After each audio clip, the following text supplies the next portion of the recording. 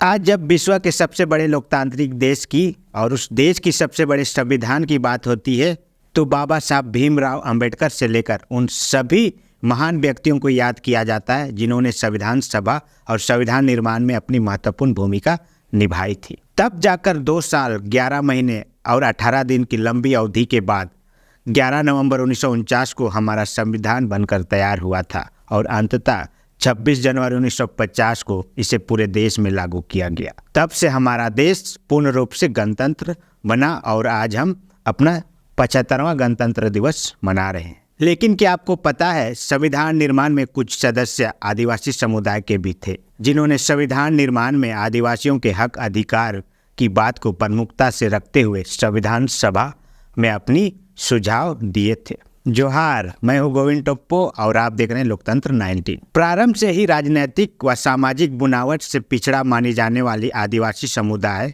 स्वतंत्र भारत की नींव के मजबूत कड़ी या इकाई रहे हैं।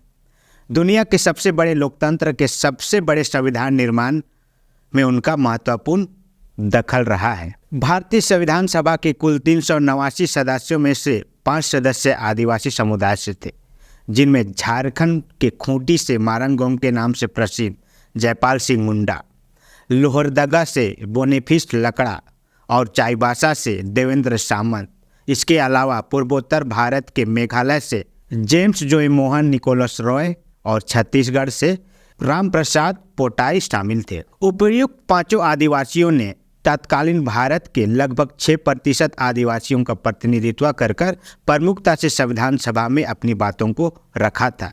इन 5 आदिवासी प्रतिनिधियों में दिसंबर 1946 में संविधान सभा में जयपाल सिंह मुंडा द्वारा दिया गया भाषण आज भी लोगों को याद है, जिसमें उन्होंने आदिवासियों के जंगली स्वभाव होने पर गर्व की बात कही थी और भारी सभा को संबोधित करते हुए उन्होंने कहा था, मैं उन लाखों लोगों की ओर से बोलने के लिए यहाँ खड़ा हुआ हूँ जो सबसे महत्वपूर्ण लोग हैं, जो आज़ादी के अनजाने लड़ाके हैं, जो भारत के मूल निवासी हैं और जिनको backward tribes, primitive tribes, criminal tribes और जाने क्या क्या कहा जाता है। पर मुझे गर्व है अपने जंगली होने पर, क्योंकि यह वही संबोधन है जिसके द्वारा हम लोग इस देश में जाने जाते हैं। मैं जिस सिंधु घाटी सभ्यता का वंशज हूँ उसका इतिहास बताता है कि आप में से अधिकांश लोग जो यहाँ बैठे हैं बाहरी हैं, घुसपैठिए हैं।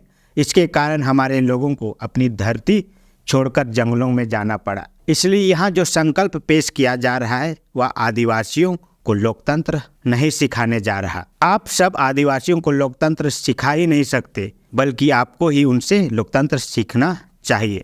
आदिवासी पृथ्वी पर सबसे लोकतांत्रिक लोग हैं।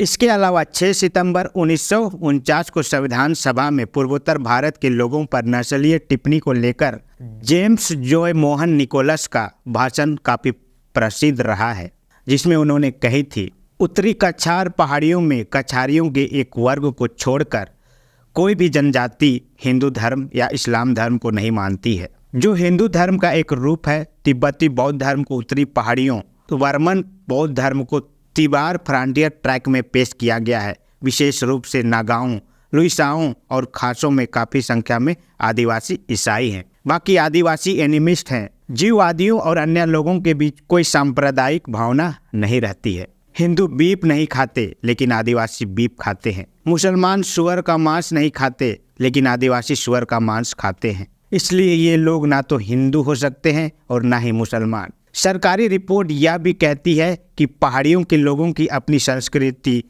जो है वह मैदानी इलाकों से काफ़ी अलग है। सामाजिक संगठन गांव, गोत्र और जनजातियों का होता है और बाहरी रूप और संरचना आमतौर पर दृढ़ता से लोकतांत्रिक होती है। जाति या पर्दा की कोई व्यवस्था नहीं है और बाल विवाह का प्रचलन नहीं है। तो वह पहाड़ी जनजाति की संस्कृति है। भारत कुछ भावना या समानता और वास्तविक लोकतंत्र के विचार के लिए उठना चाहिए जो आदिवासी लोगों के पास है। उन्हें एक पल के लिए भी यह नहीं सोचना चाहिए कि इन लोगों को अपने लोकतंत्र और समानता को छोड़ देना चाहिए और दूसरी संस्कृति द्वारा निगल लिया जाना चाहिए जो उनकी आदत से बिल्कुल परे है और जिसे वे अपने समाज के लिए बिल्कुल ग्रहण नहीं कर सकते हैं। कहीं ना कहीं इन 5 आदिवासी प्रतिनिधियों की भागीदारी के कारण ही संविधान निर्माण में आदिवासियों के लिए कुछ विशेष प्रावधान दिए गए हैं, जिनमें से अनुच्छेद 15(4), अनुच्छेद 15 164, अनुच्छेद 19(5), अनुच्छेद 23, 29, 164, 340, 332, 334, 339 ए, 371, 371 ख, 371 ग, 6वीं अनुसूची, 5वीं अनुसूची जैसे प्रावधान संविधान में दिए गए हैं। मतलब आप समझ सकते हैं आदिवासियों की कितनी बड़ी भागीदारी रही है संविधान निर्माण में। आज हम जब बात करते हैं 5वीं अनुसूची की, आज जब हम बात करते हैं 6वीं अनुसूची की, आज हम बात करते हैं 342 अनुच्छेद की, आज हम बात करते हैं अनुच्छेद 15 की, और संविधान में हमारे लिए यानी कि आदिवासियों के लिए प्रावधान किया गया है। तो दोस्तों ये रही एक छोटी सी वीडियो, क्योंकि आज 75वां गणतंत्र दिवस है यानी कि रिपब्लिक डे है। इसके अवसर पर मैंने कुछ आदिवासी पॉइंट व्यू से इस वीडियो को आपके सामने लाने का प्रयास किया, क्योंकि आज ही के दिन यानी 26 जनवरी 1950 को हमारा संविधान को पूर्ण रूप से भारत देश में लागू किया गया था, और तब से हम देश में गणतंत्र के रूप में खुद को घोषित करते हैं और हम गणतंत्र दिवस मनाते आ रहे हैं। बाकी आज के लिए इतना ही, फिर मिलते हैं कोई ऐसे ही कोई आदिवासी, कोई झारखंडी टॉपिक के साथ। तब तक के लिए बहुत बहुत आभार, धन्यवाद, जोहार।